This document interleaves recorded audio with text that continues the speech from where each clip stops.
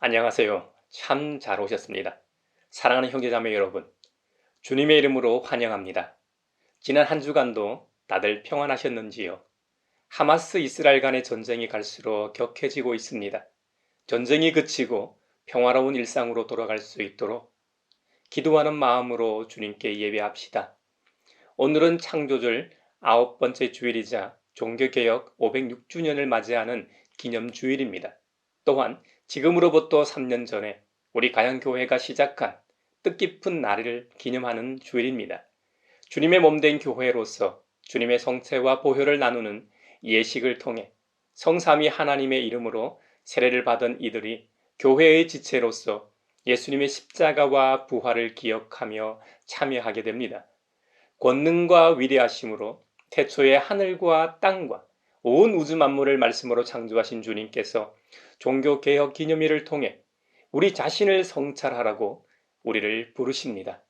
기후 위기에 직면한 지금 기후 정의와 생태 정의의 사도로 부르시고 모든 만물을 은혜로 맞아주시며 지으신 모든 피조물에게 긍휼을 베푸시는 주님 앞에 이제 우리의 마음과 뜻을 다하여 영과 진리로 주님의 이름을 찬양하며 예배합시다. 아멘. 사도신경으로 우리의 신앙을 고백합시다. 나는 전능하신 아버지 하나님, 천지의 창조주를 믿습니다. 나는 그의 유일하신 아들, 우리 주 예수 그리스도를 믿습니다. 그는 성령으로 잉태되어 동정녀 마리아에게서 나시고 본디오 빌라도에게 고난을 받아 십자가에 못 박혀 죽으시고 장사된 지 사흘 만에 죽은 자 가운데서 다시 살아나셨으며 하늘에 오르시어 전능하신 아버지 하나님 우편에 앉아 계시다가 거기로부터 살아있는 자와 죽은 자를 심판하러 오십니다. 나는 성령을 믿으며 거룩한 공교회와 성도의 교제와 죄를 용서받는 것과 몸의 부활과 영생을 믿습니다. 아멘. 이 천지가 만물들아 복 주시는 주 여호와 전능 성부 성자 성령 찬송하고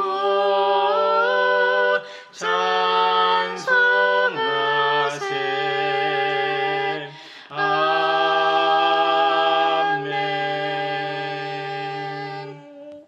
하나님의 사람 모세의 기도. 주님은 대대로 우리의 거처이셨습니다. 산들이 생기기 전에 땅과 세계가 생기기 전에 영원부터 영원까지 주님은 하나님이십니다. 주님께서는 사람을 티끌로 돌아가게 하시고 죽을 인생들아 돌아가거라 하고 말씀하십니다.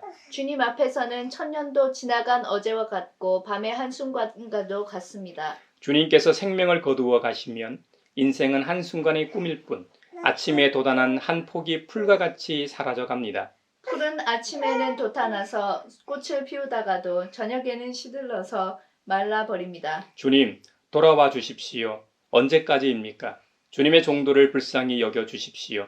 아침에는 주님의 사랑으로 우리를 채워주시고 평생토록 우리가 기뻐하고 즐거워하게 해주십시오. 우리를 괴롭게 하신 날 수만큼, 우리가 재난을 당한 횟수만큼 우리에게 즐거움을 주십시오. 주님의 종들에게 주님께서 하신 일을 드러내 주시고 그 자손에게는 주님의 영광을 나타내 주십시오. 주 우리 하나님, 우리에게 은혜를 베푸셔서 우리의 손으로 하는 일이 견실하게 하여 주십시오. 우리의 손으로 하는 일이 견실하게 하여 주십시오. 아멘. 성삼위일체께 승리한 우리들 다 기쁜 소리 높여서 감사드려. 창조주 하나님 내 주님 되시니 주 앞에 나도 엎드려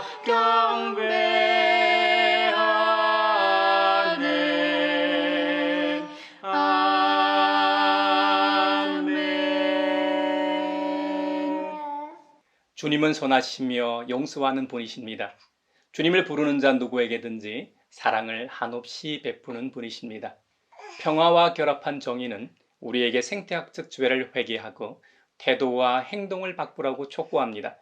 의로움은 우리가 인간 이웃과 갈등하지 말고 평화롭게 살며 모든 창조 세계와 올바른 관계를 구축할 것을 또한 요구합니다. 우리는 모든 창조 세계를 대신하여 정의와 평화의 강에 합류하도록 초대받았고, 지류가 모여 거대한 강을 형성하듯이 정의를 위한 이 더 큰 운동에 초대받았음에도 불구하고 문화 대명령의 사도로서 살지 못한 허물을 주님께 고합시다. 자비롭고 은혜롭고 노하기를 더디하시는 주님 앞에 우리 죄를 고백하오니 주님께서 저에게 은총을 베푸시는 것이 사실이면 우리의 악과 우리의 죄를 용서해 주시고 모든 불의에서 우리를 깨끗하게 해주시고 우리를 주님의 자녀로 삼아 주시옵소서. 내 맘속을 비추시는 주님, 어둠에서 나를 지켜주소서. 내 맘속을 비추시는 주님, 당신 사랑 안에 쉬리라. 내 맘속을 비추시는 주님, 어둠에서 나를 지켜주소서. 내 맘속을 비추시는 주님, 당신 사랑 안에 쉬리라.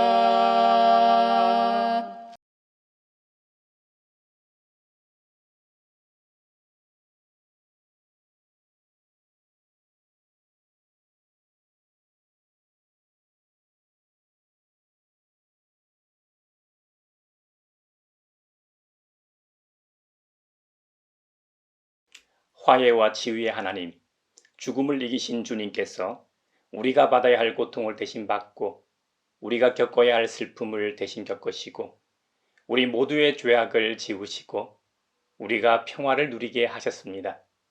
이제 주님께서 우리의 죄를 용서하셨음을 주님의 이름으로 선언합니다. 아멘. 아멘. 찬미하여라 오 나의 영혼아,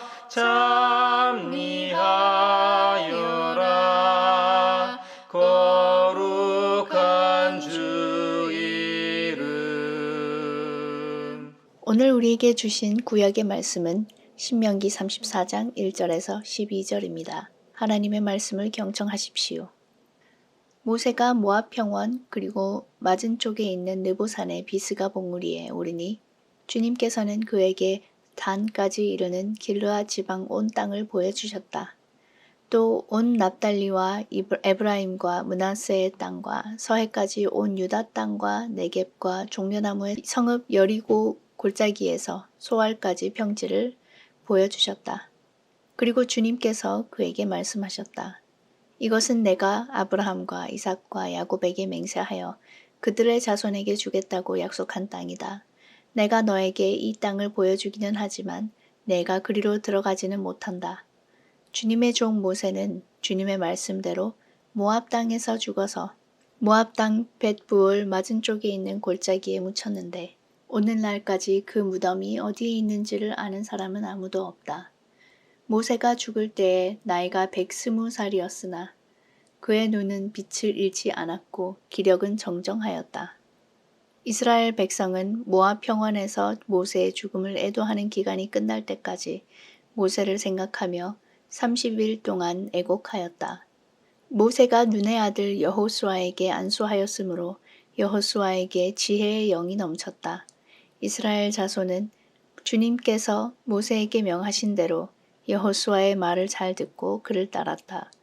그 뒤에 이스라엘에는 모세와 같은 예언자가 다시는 나지 않았다. 주님께서는 얼굴과 얼굴을 마주 대고 모세와 말씀하셨다. 주님께서는 그를 이집트의 바로와 그의 모든 신하와 그의 온 땅에 보내셔서 놀라운 기적과 기이한 일을 하게 하셨다. 온 이스라엘 백성이 보는 앞에서 모세가 한 것처럼 큰 권능을 보이면서 놀라운 일을 한 사람은 다시 없다. 성령이여 우리 성경 읽을 때 그 속에서 빛을 보게 하소서. 오늘 우리에게 주신 서신의 말씀은 데살로니가 전서 2장 1절에서 8절입니다. 하나님의 말씀을 경청하십시오. 형제자매 여러분, 우리가 여러분을 찾아간 것이 헛되지 않은 줄을 여러분이 알고 있습니다.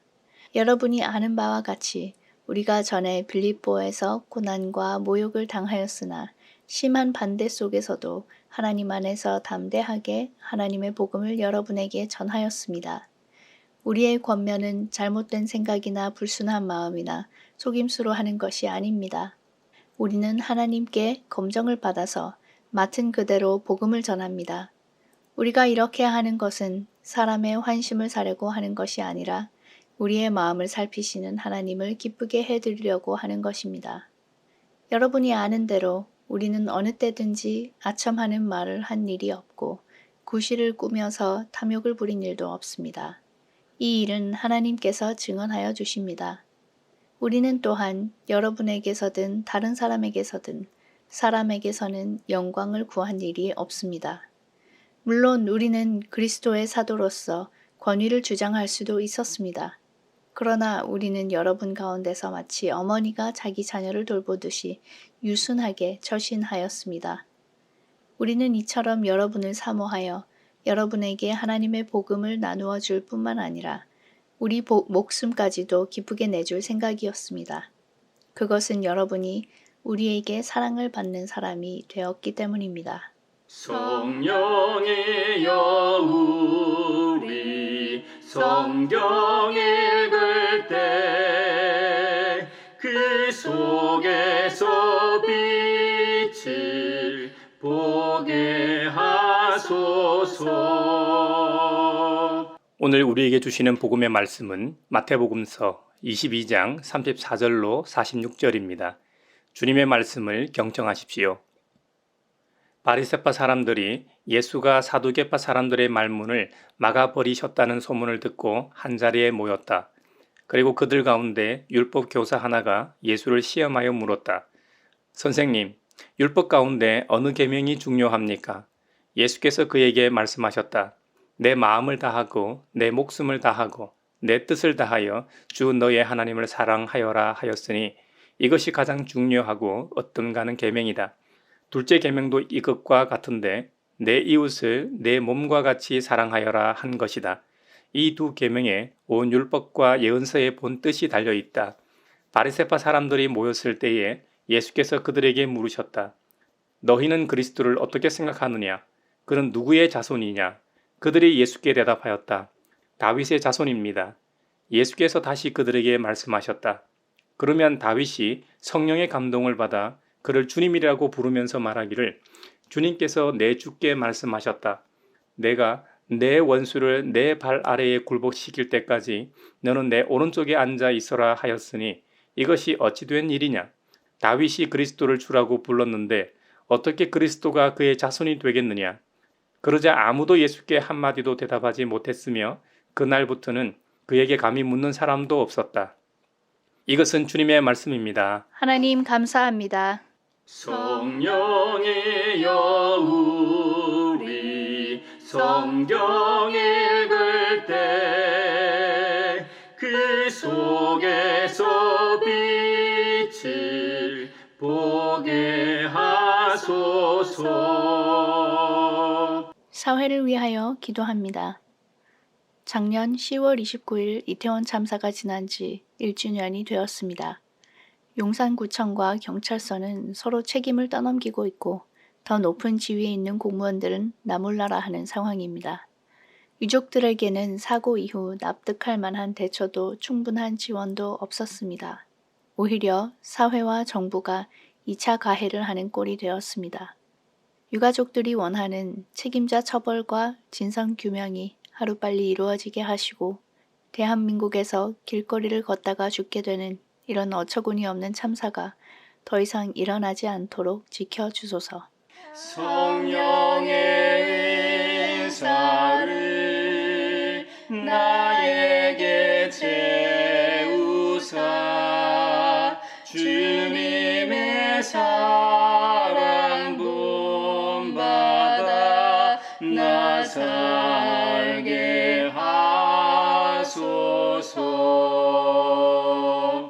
교회를 위하여 기도합니다. 500년 전 종교개혁자들이 왜 근원으로 돌아가자고 외쳤는지 성찰하는 교회와 성도들이 되게 하소서. 복음의 진리를 바로 세우고 참된 교회를 이루고자 몸부림쳤던 믿음의 선배들의 고뇌와 그 거룩한 일을 위해 몸바쳐 헌신했던 그들의 열정, 잘못된 것에 대해서는 타협하지 않고 아니오라고 외칠 수 있는 용기가 있게 하소서. 성령의 은사를 나에게 채우사 주님의 사랑 본받아 나 살게 하소서. 세계 평화를 위하여 기도합니다. 최근 보급형 말라리아 백신이 개발되었습니다. 현재 전 세계적으로 매년 100만 명 넘게 말라리아로 사망하고 있습니다. 이번에 새로운 말라리아 백신은 이미 2년 전에 나와 있는 백신보다 반값 가격으로 널리 보급될 수 있습니다. 지구촌 더 넓은 곳에서 백신을 접종할 수 있게 되어 감사합니다.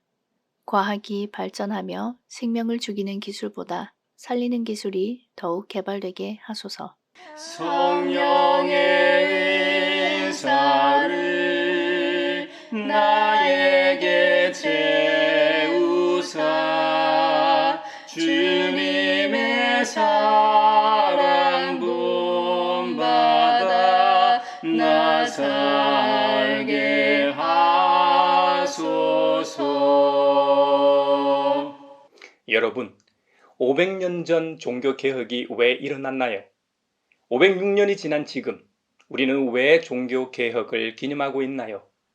마르틴 루터, 저빙글리, 멜랑히톤, 존 칼뱅, 존 낙스 등 복음의 진리를 바로 세우고 참된 교회를 이루고자 몸부림쳤던 믿음의 선배들의 고뇌, 하나님의 영광과 교회의 유익을 위해서라면 자신의 모든 것을 바치고자 했던 그들의 열정, 하나님과 주님의 몸된 교회를 위한 그들의 열심, 그리고 잘못된 것에 대해서는 타협하지 않고 아닌 것을 아니오라고 외쳤던 그들의 용기를 배우기 위해서입니다.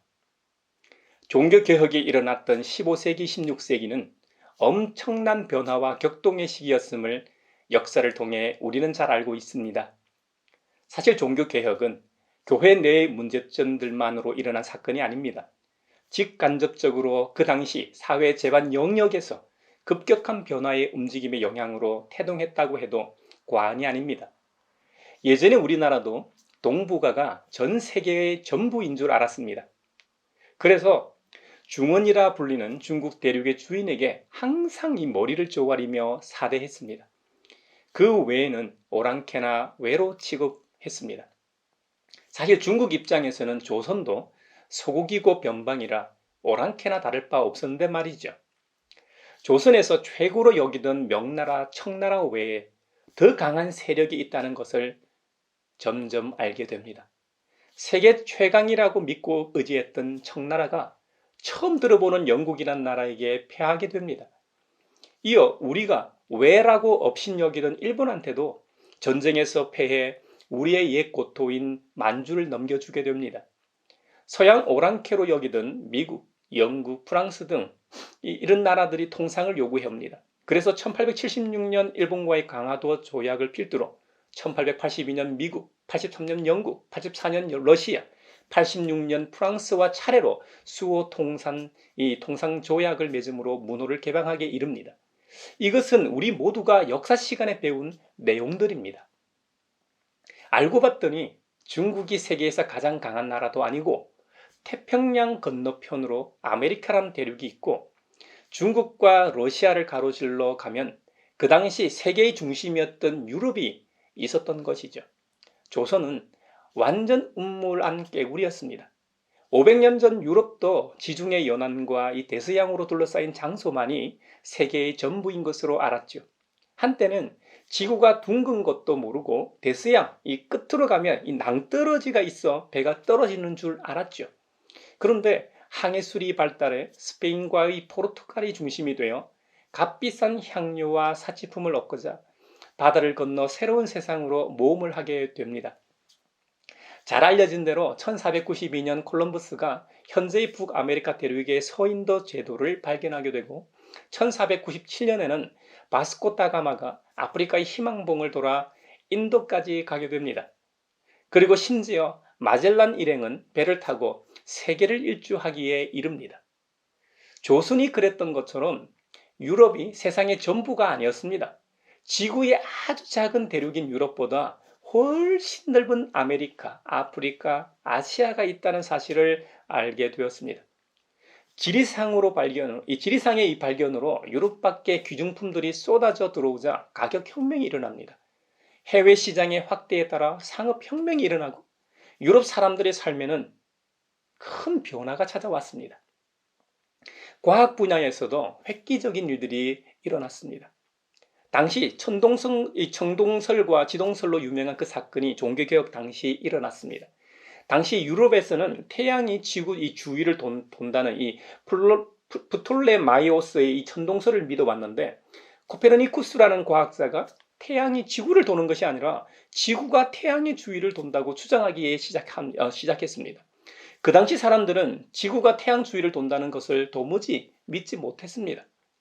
제가 그 당시에 있었어도 아마 그랬을 것 같습니다.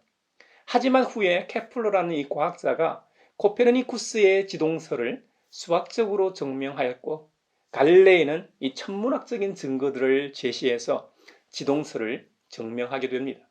이것은 하늘과 땅이 뒤바뀌는 엄청난 변화입니다. 그래서 오늘날에도 결정적이고 근본적인 변화가 생길 때 뭐라고 말합니까? 코페르니쿠스적 이 전환이 일어났다고 말하지 않습니까? 정치 영역에서도 유럽 전체에 미치던 이 교황의 권위와 영향력이 약화되었습니다. 자연스레 각 나라의 왕이나 영주들의 권한이 강화되었겠죠.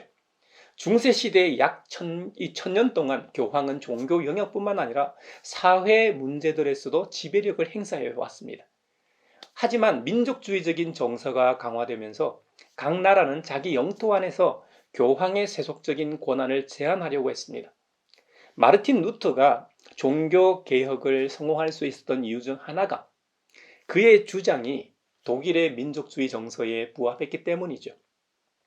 당시 독일 사람들이 낸 많은 세금과 이 헌금이 교황이 있는 이탈리아 로마로 흘러들어가 성 베드로 성당 건축에 몽땅 사용되었습니다. 루터는 이러다간 머지않아 로마의 모든 교회의 궁전, 성벽, 다리를 세우는 일에 우리의 돈을 바쳐야 한다고 비판함으로써 독일 사람들의 환호와 지지를 얻었습니다. 무엇보다 중요한 요인은 사회 문화적인 영역의 인쇄술의 발달이었습니다. 누가 뭐라 해도 인쇄술의 발달은 종교개혁이 성공하는 데 1등 공신입니다. 루터가 종교개혁을 시작한 비텐베르크는 당시에 2,500명 정도밖에 살지 않는 아주 작은 시골이었습니다. 저도 1916년에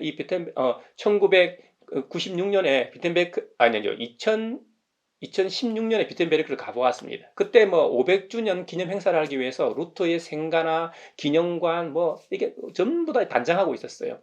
1년 전이었음에도 불구하고 비텐베르크 시에 전체적으로 이렇게 준비하고 있는 모습을 보았습니다. 또한 그곳에는 크고 작은 교회들이 있었고 그만큼 중세 시대에는 대부분의 사람들이 교회에 출석하고 있었다는 증거겠죠. 비텐베르크 시청 이 광장에는 루터와 루터의 제자 이 멜랑히통의 동상이 세워져 있었고 비텐베르크 역에서 걸어서 30분이면 비텐베르크 시 어디든 갈 수 있는 정도의 아주 작은 도시입니다. 그런데 어떻게 시골의 한 신학자가 외친 소리가 메아리가 되어 전 유럽을 강타했을까요? 인쇄술이 아니면 입에서 입으로 전해지다 잊혀지거나 끝났을 겁니다. 그런데 그때 때마침 우리가 잘 알고 있는 구텐베르크가 50년 전에 금속 활자를 발명해 놓았습니다. 그 인쇄술을 통해 루터가 쓴 많은 책들이 유럽 전역으로 퍼져나갈 수 있었던 것이죠. 중세시대의 개인이 책을 소유한다는 것은 불가능했습니다. 하나님의 이 생명의 말씀인 이 성경 한 권 만들려면 200에서 300마리의 양을 죽여 그 껍질을 벗겨 말린 다음 그 위에 일일이 손으로 써야만 했기 때문이죠. 그런데 인쇄술 덕에 유럽 어디에서든 루터의 글을 읽을 수 있게 됐습니다. 안 그래도 교황과 로마 교회에 대해 불만을 가지고 있었는데 루터가 가려운 곳을 이 끌어주니 얼마나 시원했을까요?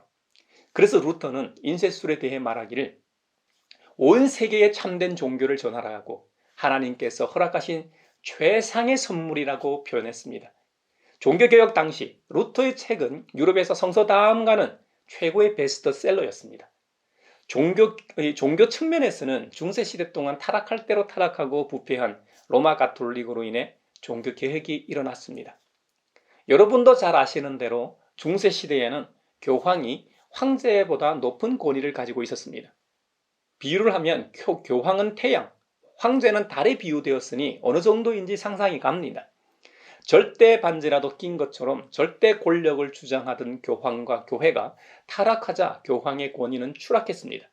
14세기에는 서로 대립하는 세력에 의해 로마와 프랑스의 아비뇽에 두 개의 합법적인 교황이 존재했고 종교개혁이 일어나기 전에는 한 명 더 생겨서 세 명이 서로 진짜 교황이라고 주장하는 웃지 못할 지경에까지 이릅니다. 태양이 세 개가 있었던 셈이죠. 여러분, 하늘에 태양이 세 개이면 어떻게 되겠습니까? 우리 모두 다 죽을 겁니다. 요즘 기후위기와 지구온난화로 여름 시즌에는 역대급 무더위와 폭염으로 전 세계가 재난을 경험하고 있는데 이런 태양이 세 개 있었다고 하니 참으로 우스꽝스러운 모습입니다. 무엇보다 로마 가톨릭은 부족한 재정을 충당하기 위해 면죄부라는 말도 안 되는 것을 만들어 시행했습니다. 면죄부는 여러분도 잘 아시는 바와 같이 죄를 면하게 해주는 종이 문서입니다. 그것을 사기만 하면 천국에 갈 수 있다는 것이죠. 이미 죽은 부모님이나 사랑하는 사람도 천국으로 모실 수 있다고 유혹했습니다. 돈으로 천국을 살 수 있는 천국행 입장권이었던 셈이죠.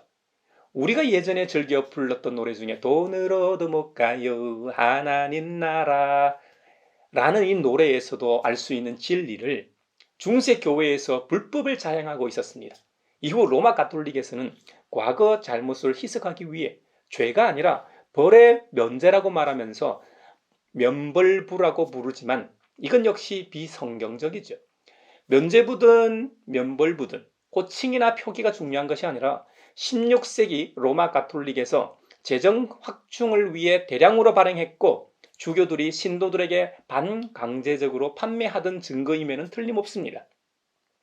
루터는 말하기를 만일 교회가 사람들을 천국으로 인도할 수 있는 능력을 지니고 있다면 치사하게 돈을 받고 그렇게 할 것이 아니라 거룩한 사랑으로 그렇게 해야 한다고 외쳤습니다. 또 면죄부를 사는 것보다 가난한 사람을 구제하는 것이 훨씬 낫다고 말하였습니다. 상식을 지닌 많은 유럽인들이 루터의 이 말을 지지하고 후원했습니다. 마지막으로 종교개혁과 가장 관련이 있는 것 중에 하나가 중세시대의 르네상스 부흥운동입니다. 종교개혁과 이 르네상스 둘 다 표어는 근원으로 돌아가자였습니다. 둘 다 당시 중세의 잘못된 관행들을 비판하면서 중세 이전 고대로 돌아가자고 한 것이죠. 르네상스는 고대 저술가들의 작품들을 열심히 연구했고 종교개혁자들은 그리스도교 신앙의 핵심이요 근본인 이 성서 연구에 힘을 기울였습니다. 원래 구약은 히브리어로 신약은 그리스어로 기록되어 있습니다. 중세 로마 가톨릭 교회는 라틴어로 번역된 성경만을 사용했습니다. 그래서 중세 시대 동안 사제를 제외하고 일반 사람들은 성경을 직접 읽는 사람이 거의 없었습니다. 그러니 교황이나 로마 가톨릭이 비성경적이라고 해도 전혀 알 수가 없었던 것이죠. 그리고 르네상스나 종교개혁의 또 다른 공통점은 비판 정신이었습니다. 중세시대 당시 기존의 질서에 의문을 제기한 것이죠. 인문주의자 로렌초 발라는 로마의 콘스탄티누스 황제가 4세기에 교황에게 유럽을 지배할 수 있는 권리를 넘겨주었다는 문서인 콘스탄티누스의 기정문서가 중세시대에 만들어진 위조된 엉터리 문서임을 밝혀냈습니다. 로렌초 발라는 로마 출생으로 교황 서기관으로 근무했다는 점은 역사의 아이러니가 아닐 수 없습니다. 인문주의자의 왕자라고 불리는 에라스무스는 중세 가톨릭 교회의 타락과 부패를 신랄하게 비판합니다. 그의 책들은 후대인 루터와 같은 종교개혁자들에게도 영향을 끼칩니다. 다만 인문주의자들과 종교개혁자들이 공통점도 많지만 분명한 차이점이 하나 있습니다. 그것은 인간에 대한 입장입니다. 인문주의자들은 인간을 긍정적으로 본 반면 종교개혁자들은 인간의 본성이 죄에 물들어 있었기 때문에 부정적으로 보았습니다. 이런 차이에도 불구하고 종교개혁 운동은 르네상스 부흥 운동과 비슷했고 그 영향을 많이 받았음을 부정할 수 없습니다. 그래서 후대에서는 위대한 인문주의자 에라스무스가 종교개혁의 알을 낳았고 그 알을 루터가 부화시켰다고 평가하기도 합니다. 오늘은 종교개혁 506돌입니다. 오늘을 살아가는 우리가 종교개혁을 통해 우리의 삶의 자리에서 근원으로 돌아가 예수님께서 말씀하신 사랑을 실천하고 있는지 돌아보고 성찰하자는 의미에서 긴 시간 종교개혁에 대해 나누었습니다. 우리 시대의 근원으로 돌아가야 하는 것은 무엇일까요? 만몬이 주인이 된 지도 꽤 오래되었습니다. 인류 역사가 돈의 흐름이었다고 해도 과언은 아닐 겁니다. 종교개혁이 있게 한 요인 중 하나도 지리적으로 신대륙을 발견한 이후 유럽에 없던 값비싼 물건이나 원료와 재료가 넘쳐나면서 발전한 산업 때문이었죠. 인간 활동의 결과물이 돈을 쫓고 있다는 것이죠. 교회도 예외가 아닙니다. 목회자도 헌금 많이 내는 성도들의 눈치를 봐야 합니다. 눈치는 안 본다고 해도 모든 성도들을 동일하게 대하지는 않는 것 같습니다. 적어도 헌금 적게 내는 성도보다는 신방을 한 번이라도 더 많이 합니다. 제가 사역했던 교회 대부분이 그랬습니다. 목회자가 그런 식으로 목양하지 않는다고 해도 장로나 교회에서 그것을 요구하기 때문입니다. 결국 목회자도 자리 보존을 위해서는 어쩔 수 없이 그렇게 해야 하는 구조입니다. 세상에서 경제 활동을 하며 물든 성도들이 교회 내에서도 그런 기준으로 신앙생활을 하기 때문이죠. 이럴 때일수록 교회와 목회자는 중심을 잡고 만몬이 교회의 주인이 되지 못하게 해야 합니다. 연말이 되면 교회 학교를 비롯하여 예결산위원회, 당회 등을 하면 교인 출석수, 더 정확히는 11조를 내는 성도 수를 따집니다. 성도 수는 결국 헌금과 연결이 됩니다. 대부분의 교회는 예결산을 하면서 작년에 세웠던 예산보다 결산이 더 많으면 우리에게 큰 은혜를 베푸신 하나님께 감사하며 내년도 예산을 인상합니다. 반대로 예산보다 결산이 적을 때 우리 성도들의 삶과 가정 형편이 어려웠구나 하면서 믿음의 형제자매 사람을 먼저 돌아보고 생각하기보다는 교회 재정을 더 먼저 생각한다는 것이 문제입니다. 물론 교회 재정이 넉넉하고 탄탄하면 좋죠. 하지만 그것보다 더 중요한 것은 교회의 지체인 성도들입니다. 그들과 가정이 어려우면 모두가 마음 아파하고 함께 서로를 위해 기도하는 공동체가 되어야 합니다. 그래서 로마서에서는 그리스도인의 생활을 권면하면서 기뻐하는 자들과 함께 기뻐하고 우는 사람들과 함께 울라고 하셨습니다. 서로 한 마음이 되고 더불어 화목하라고 하셨음을 우리 모두 기억합시다. 우리 예수님께서는 율법 가운데 어느 계명이 중요합니까? 라고 질문하는 율법 교사에게 이렇게 답하셨습니다. 내 마음을 다하고 내 목숨을 다하고 내 뜻을 다하여 주 너의 하나님을 사랑하여라 하였으니 이것이 가장 중요하고 어떤가는 계명이다. 둘째 계명도 이것과 같은데 내 이웃을 내 몸과 같이 사랑하여라 한 것이다. 이 두 계명에 온 율법과 예언서의 본뜻이 달려있다. 할렐루야. 우리 예수님께서 말씀하신 가장 큰 계명은 사랑입니다. 우리 주님께서 우리에게 보여주신 십자가 사랑 말이죠. 하나님 사랑, 이웃 사랑 말입니다. 하늘을 향해서도 사랑하고 땅을 향해서도 사랑하는 것이지요. 사랑이야말로 이 성경 66권의 모든 말씀을 요약할 수 있습니다. 저와 여러분은 사랑의 존재입니까? 요한일서에 보면 하나님은 사랑이시라고 했죠. 왜 하나님이 사랑이십니까? 먼저 사랑하셨기 때문입니다. 하나님께서는 창조주로서 피조물이 창조의 목적과 질서를 훼손했을 때 어떻게 하셨나요? 사랑으로 용서하시고 살 길을 열어주셨습니다. 가장 큰 사랑이 무엇이었습니까? 바로 독생성자 예수 그리스도를 우리 대신에 화목제물로 십자가의 길을 가게 하신 사랑입니다. 사실 우리가 남을 위해 죽는 일은 거의 불가능합니다. 그래서 우리가 적용할 수 있는 것은 하나님처럼 먼저 사랑하는 것입니다. 타인보다 내가 한 발짝 먼저 다가가고 한 발 앞서 사랑의 행위를 하는 것입니다.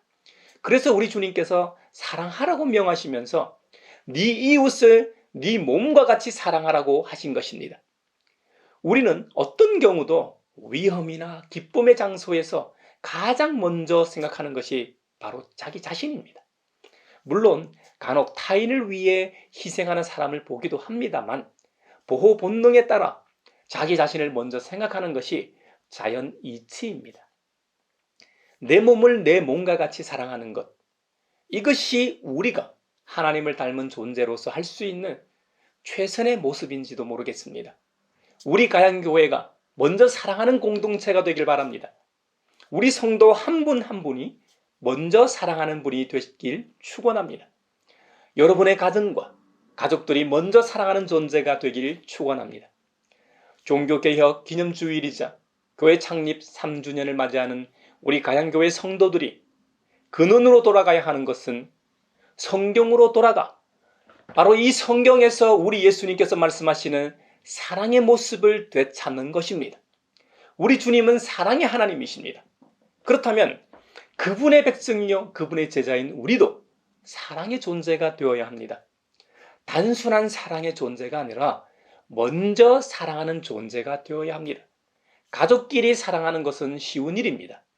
타인을 사랑하는 것은 쉽지 않습니다. 그렇기 때문에 사랑하는 훈련이 필요합니다. 그래서 하나님께서는 우리에게 신앙 공동체를 허락하셨나 봅니다. 우리는 이 훈련장에서 서로 사랑하는 연습과 훈련을 합니다. 사랑할 조건과 이유가 있어서 사랑하는 것이 아닙니다. 나를 시기하고 미워하고 누명을 씌워 오해가 생길 수 있습니다. 대화로 풀어야겠지만 먼저 기도하면서 사랑하기 위해 몸부림쳐야 합니다. 데살로니가전서에 보면 사도 바울 일행이 빌립보에서 경험한 일을 기록하고 있습니다. 빌립보에서 바울 일행은 고난과 모욕을 당하였습니다. 심한 반대 속에서도 하나님 안에서 담대하게 복음을 전했다고 합니다. 그들이 그렇게 한 것은 사람의 환심을 사려고 한 것도 아니고 뭔가 대가를 바라고 한 것도 아닙니다. 오직 하나님이 기뻐하시는 일이기 때문입니다. 바울에게 있어 빌립보나 데살로니가에 있는 이들에게 복음을 전하는 것은 그들을 사랑하는 가장 큰 행위입니다. 그래서 복음을 전하다 모욕과 고난을 당하였지만 담대하게 전했던 것입니다. 디아스포라 유대인들에게만 당한 것이 아닙니다. 현지인들에게도 모욕을 당했습니다. 사랑하는 여러분, 우리도 교회 내에서의 훈련을 통해 사랑하는 특성이 생기면 교회 밖 세상에서도 담대하게 할 수 있는 힘이 생깁니다. 우리 주님은 우리에게 세상의 빛이 되라고 하셨죠. 이 세상에 존재하는 모든 물체는 빛을 받으면 그 거죽에 나타나는 특유한 빛을 발산하게 됩니다. 이것을 색채라고 하죠.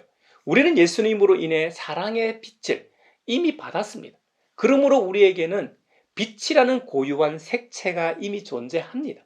다만 그 아름답고 고귀한 사랑이라는 빛이 내재되어 나타나지 않을 뿐이죠. 그 사랑이라는 빛이 나타나도록 훈련이 필요하다는 말입니다. 그렇게 사랑하는 훈련을 통해 우리는 작은 질그릇 정도 사랑하는 사람에서 좀 더 큰 바가지만큼 사랑하는 사람이 되고 좀 더 큰 양동이만큼 사랑하는 사람이 되고 물탱크만큼 그리고 주님의 말씀처럼 물이 바다를 덮을 만큼 사랑하는 예수님에게까지 자라가게 되는 것입니다. 신명기 34장에 보면 이스라엘의 지도자 모세가 가나안 땅을 코앞에 두고 모압 땅에서 죽는 장면이 기록되어 있습니다. 모세는 주님께서 명하신 대로 산인물로 기록되고 있죠. 하나님께서는 모세를 통해 일하셨는데 모세 이후로 모세처럼 큰 권능을 보이면서 놀라운 일을 한 사람이 없다고 합니다. 신약 시대 이후 가장 놀라운 일은 사랑하는 것입니다. 가장 큰 권능은 우리의 이웃을 사랑하는 것입니다. 사랑하는 형제자매 여러분, 우리 모두가 사랑하는 존재가 되길 바랍니다. 하나님은 사랑이시라 구들처럼 우리가 죽어 우리 묘비병에 조인년은 사랑이라까지는 아니더라도 이 세상에서 사랑하다 간 사람 정도는 되길 주님의 이름으로 축원합니다.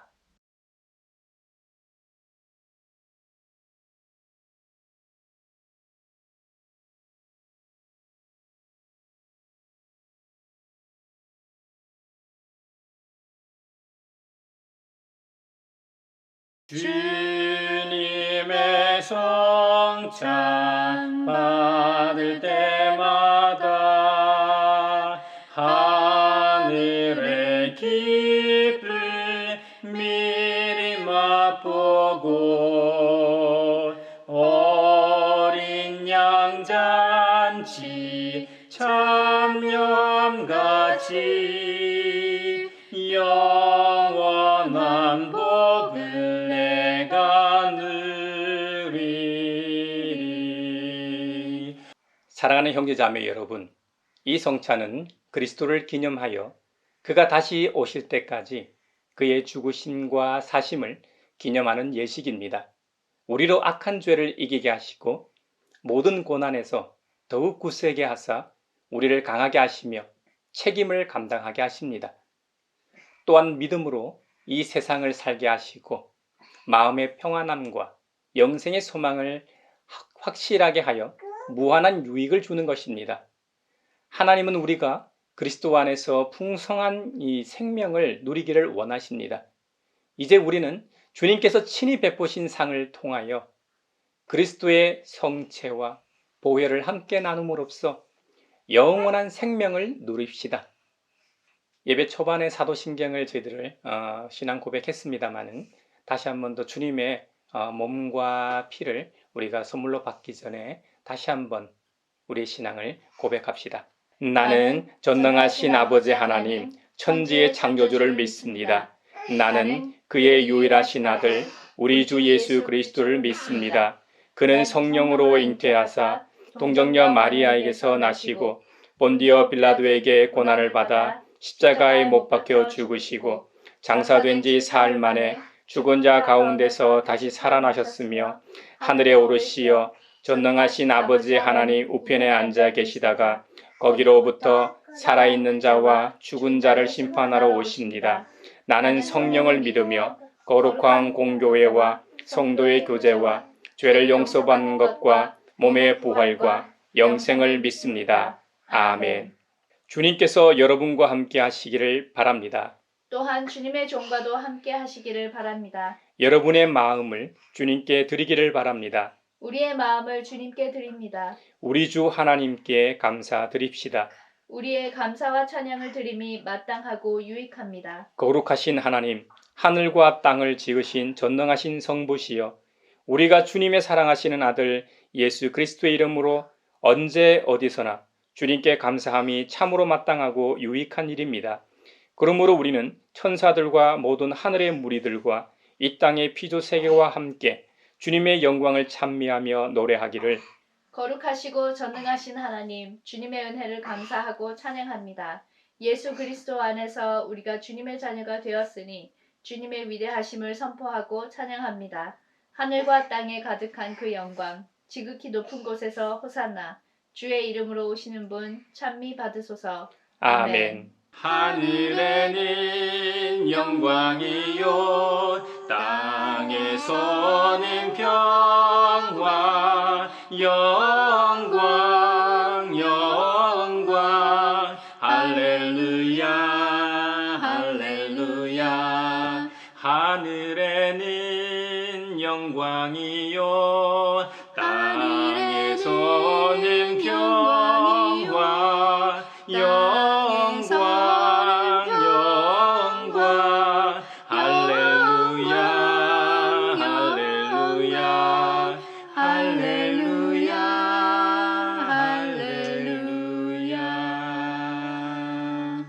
성찬 제정의 말씀은 고린도전서 11장 23절로 26절입니다. 이 말씀은 함께 합독하도록 하겠습니다.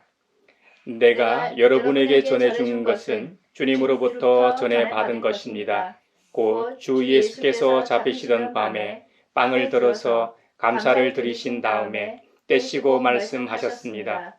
이것은 너희를 위하는 내 몸이다. 이것을 행하여 나를 기억하여라. 식후에 잔도 이와 같이 하시고서 말씀하셨습니다. 이 잔은 내 피로 세운 새 언약이다. 너희가 마실 때마다 이것을 행하여 나를 기억하여라.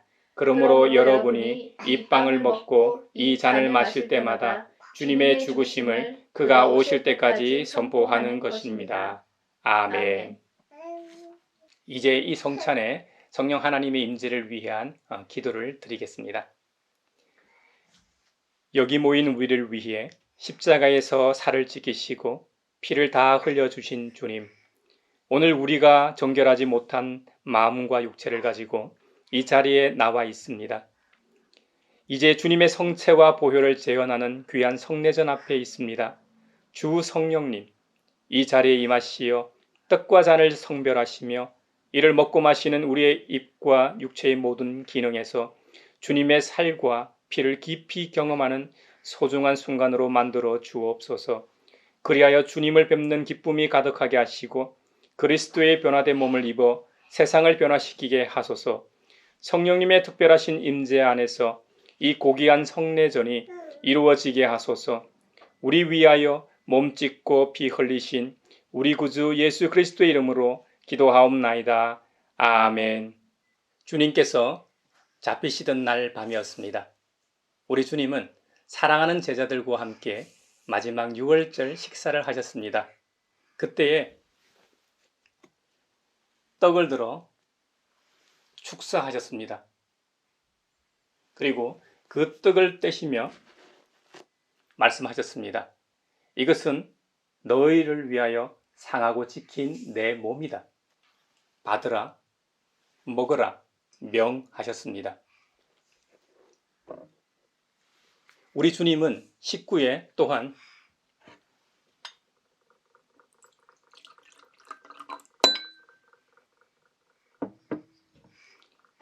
잔을 들어 축사하셨습니다.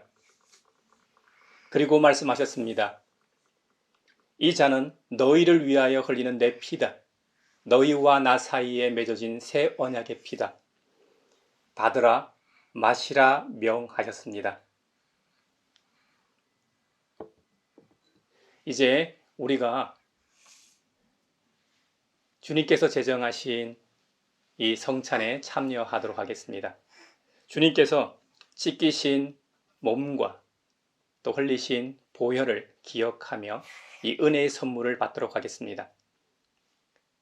경건한 마음으로 참여해 주시기 바랍니다.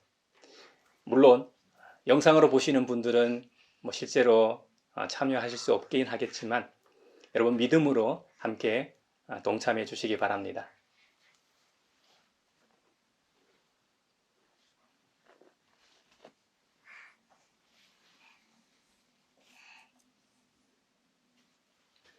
이것은 주님의 몸입니다. 아멘.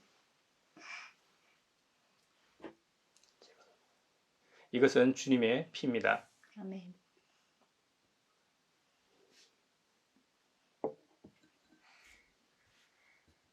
자, 가이야.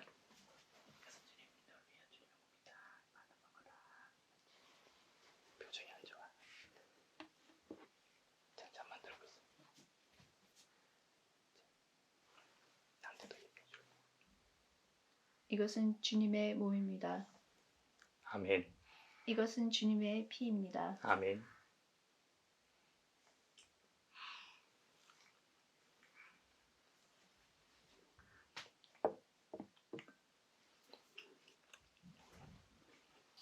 이제 주님께서 선물로 주신 이 은혜의 이 떡과 잔을 받은 자로서 감사의 기도를 드리겠습니다. 주님, 우리가 주님의 성체와 보혈에 참여하였습니다. 우리를 위하여 흘리신 그 은혜에 감사합니다. 이제 생명의 양식을 받은 자로서 항상 주님과 함께 믿음과 소망과 사랑을 가지고 세상에 흩어져 평화의 사도로서 증거하며 살게 하소서. 주 예수 그리스도의 이름으로 기도하옵나이다. 아멘. 내게 있는 모든 것을 주를 위해 드리네. 주의 성령 충만하게 내게 내려주소서. 주께 드리네. 주께 드리네. 사랑하는 구주 앞에 모두 드리네.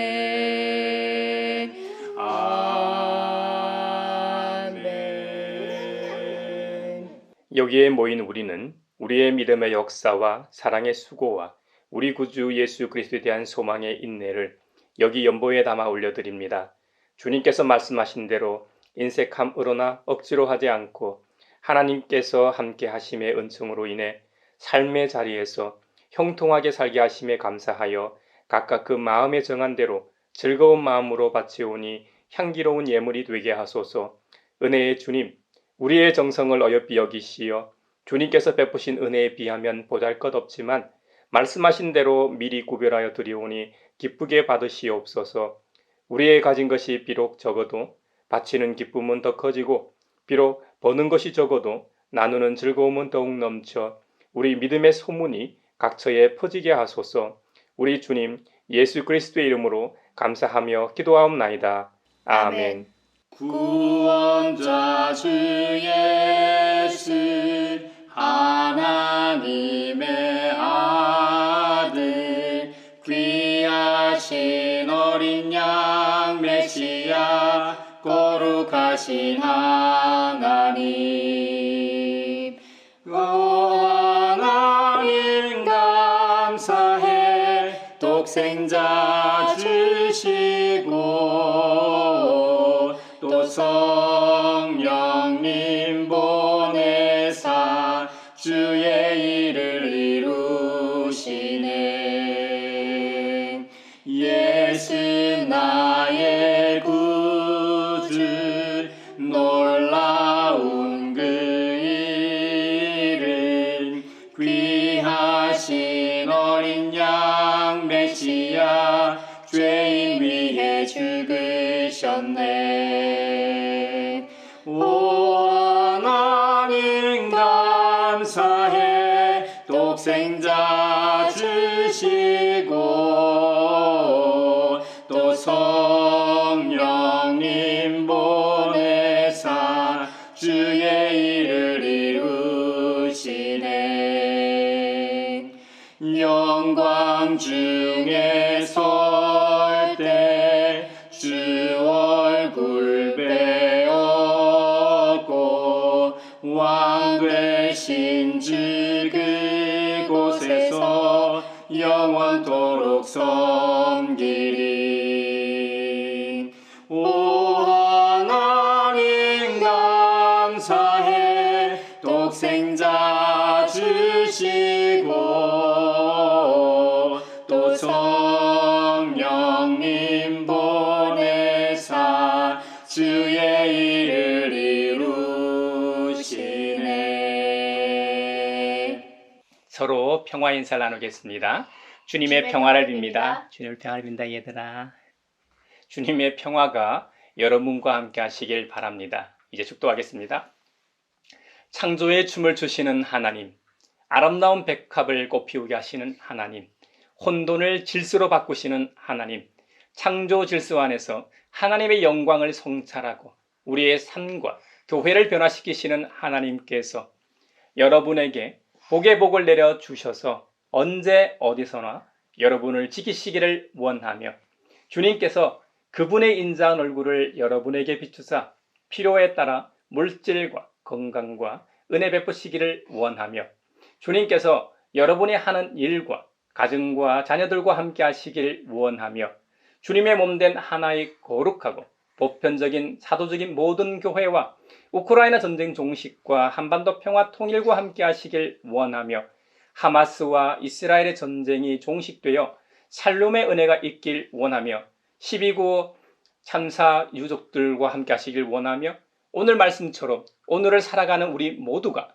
종교 개혁자들처럼 근원으로 돌아가 말씀이 인도하시는 대로 살기 위해 세상으로 나아가는 사람들 위에 평강 주시기를 성부와 성자와 성령의 이름으로 축원하옵나이다. 아멘.